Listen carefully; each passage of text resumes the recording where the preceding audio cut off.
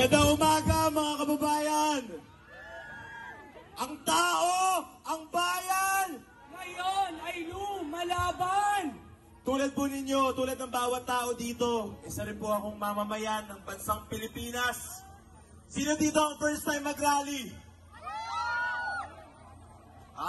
Madami. Sino dito ang nagbabayad ng buwis? Halos lahat. Congrats sa inyo. Sino dito ang may-ari ng mga luxury cars? Wala ba? O nakakapag-travel sa iba't ibang bansa linggo-linggo? Meron ba dito?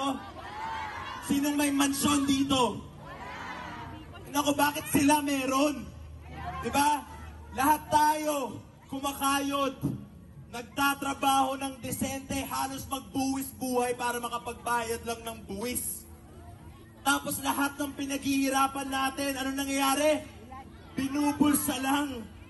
Mga senador, nakasangkot sa kickback. Mga DPWH officials na sinusugal sa kasino ang pera ng bayan. Mga politiko, kontratista, at nepo babies na nagyayabang ng mga mamahaling bag, mamahaling relo, ng kani-kanilang mga mansyon, laging nagbabakasyon.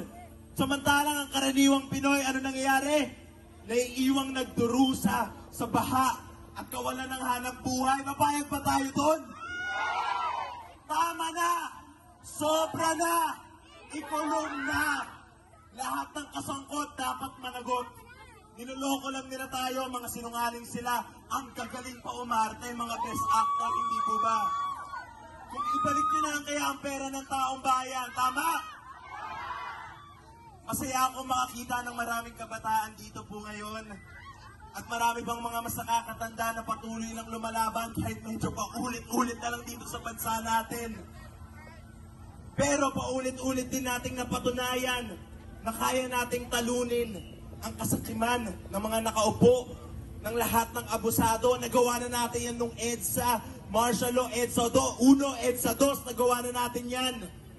Karapatan natin ang maningil.